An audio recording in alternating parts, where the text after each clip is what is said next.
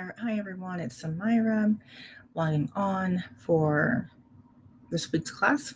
We're on week 2, class 5 of This is How We Heal Trauma. I'm on 2 different screens. Again, we're doing it. Let's jump in. It's going to be a shorter session, but we're going to get through as much as we can, and I'll do a part 2 if I need to. Probably will need to. Let's just ground for one moment, get comfortable right where you are. If you're able to, do whatever you need to do to take care of yourself. I invite you to just take a breath, drop into here and now. You might breathe in love. You might breathe out anything that's not love. You might breathe in love and breathe out stress. Whatever you need to do, whatever feels good for you, give yourself full permission to do it. We're going to just notice how we are landing in today. How are you feeling in your body in this moment? Sometimes we simply are not able to slow down enough throughout the day, just allow our system to catch up. When we are doing just deeper trauma work, and even when we're in a maintenance stage of like we have dug our way through the tunnel or the cave and we're out the other side, the practices that we need to really sustain growth and evolution and to allow healing to be and to land and to anchor is going to mean coming back to ourselves, multiple times a day and just connecting to ourself, to our center, slowing down, allowing our different nervous system bodies, energy bodies to kind of catch up, regulate, downshift, upshift, just regulate in general or re-regulate, if you will. So that's our first point for today. Noticing what you're feeling without necessarily having to become too attached to it or too, hi love, or noticing what you're feeling without becoming hooked, without being consumed by what you're feeling. And we're going to talk a little bit about emotional memories today. Some might call it emotional flashbacks. And as heavy as it sounds, right, this can be on any end of the spectrum. It might be remembering an old argument. It might be really just having an uncomfortable thing come up, like a past situation, a past experience, right? And there also can be past traumatic experiences that come up for us, and we see or we feel or we sense this like old pain, old trauma. And when these things come up, certain times of our life can be more triggering. I know when you have um, early trauma, and honestly, any kind of trauma, and you become a parent, the parenting journey can be so triggering. I feel like no one prepares you. Um, I feel like no one prepares you. It can be very triggering. And when we change anything in our life, old trauma can come up. And typically, when things are improving, so like good things are happening, is when we create more space in our nervous system, which is a good thing. But the challenge is when that new space is created, we have more capacity to hold, right?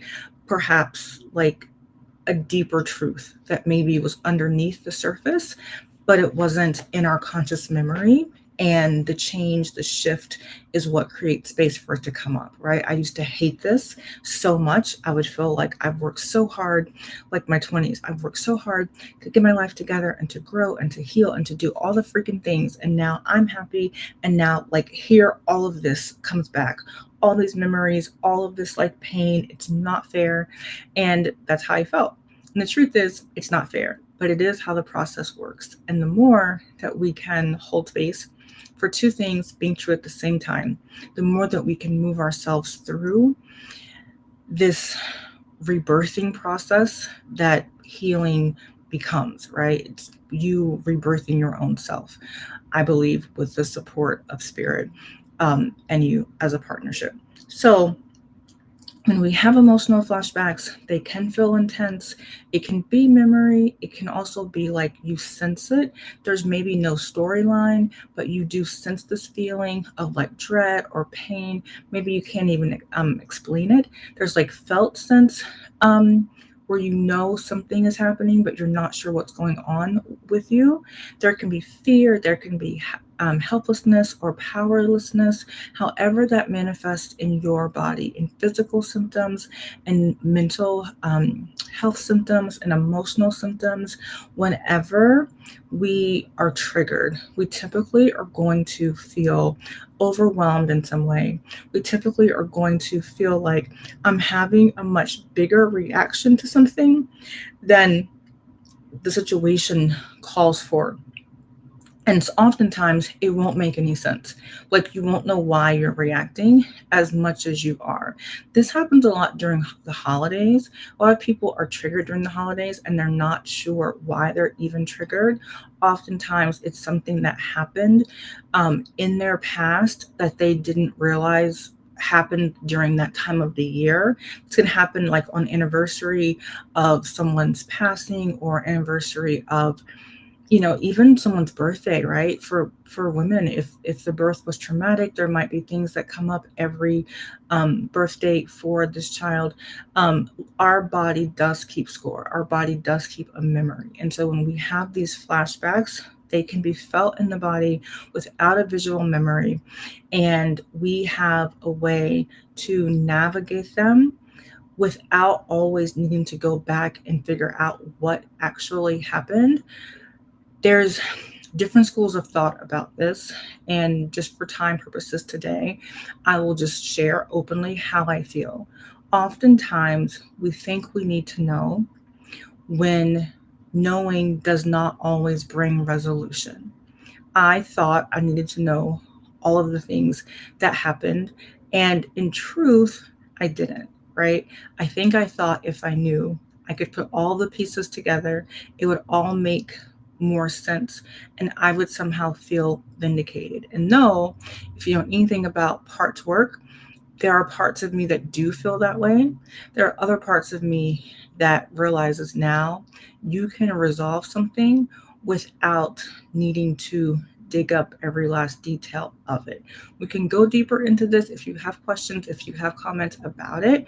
Um, and I'm going to do a part two and I will share more then as well.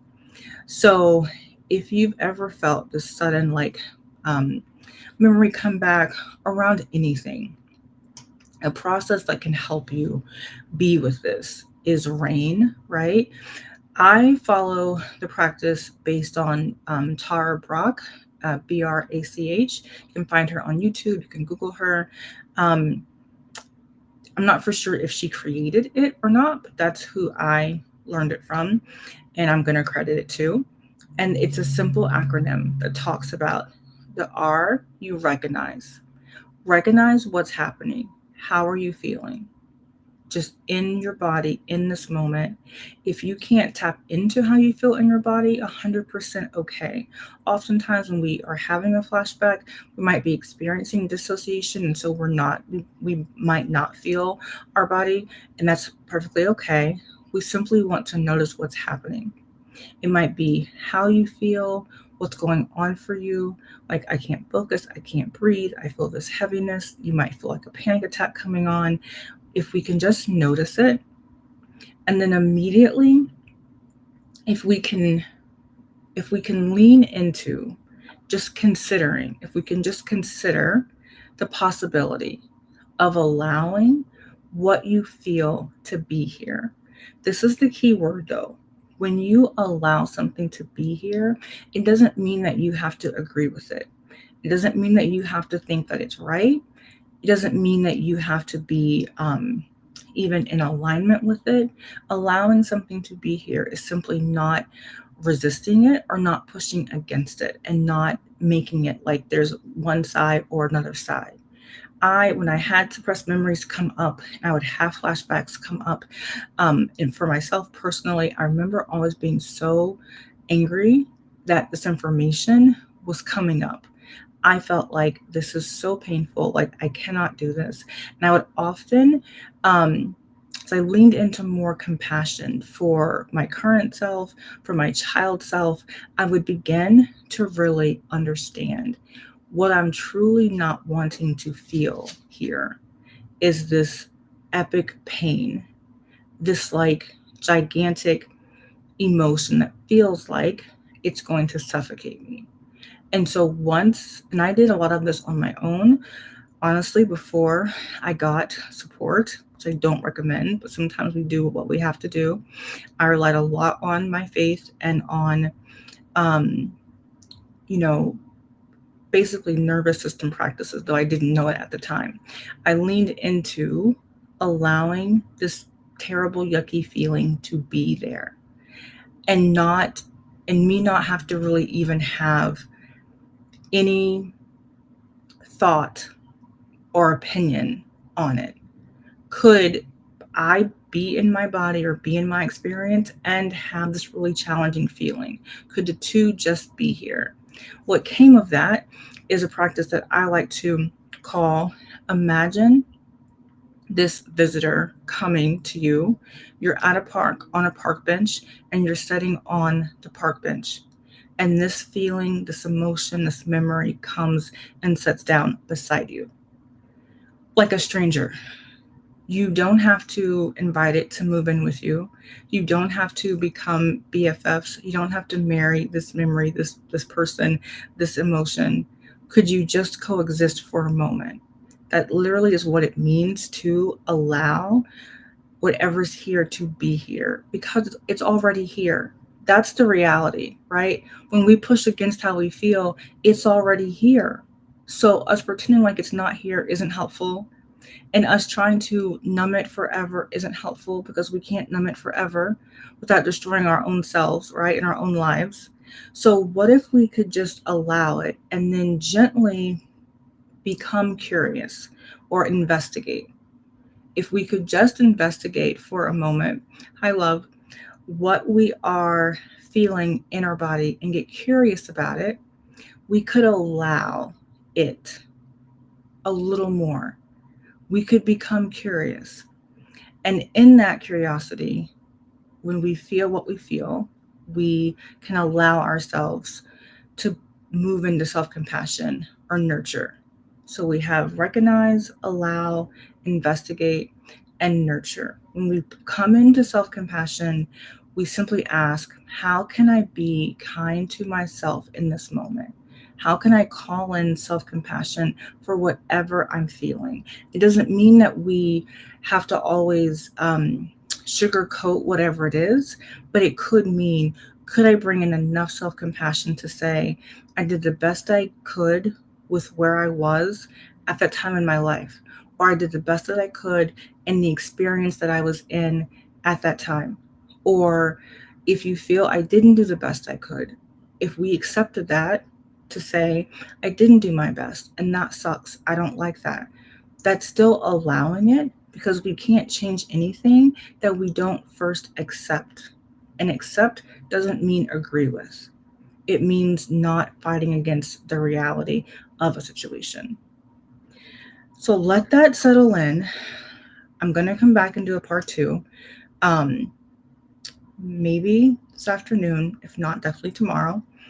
And we're going to go deeper in how to move through emotions.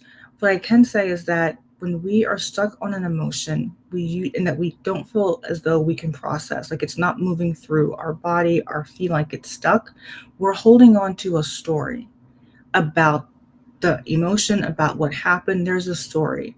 If we take the story away and we simply allow ourselves to feel how we feel, an emotion, a trigger, like a wave of emotion will usually only last 2 minutes or less if we can simply drop the story and just allow the emotion to move through our body, our being, as though it were a wave in the ocean.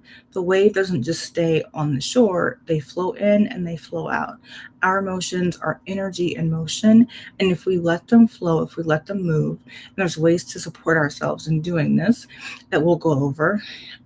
When we allow the emotion to move, we know that we climb the curve, we come down, we still might not feel good, but you know you're hooked when you can't move through the emotion. It's not the emotion that's stuck. It's the story you're telling about the emotion or how you're feeling about the emotion, or there's some kind of a narrative that's playing out, right? If we can mute the narrative and let the feeling flow through us and out, we're going to come back into regulation much faster with more ease.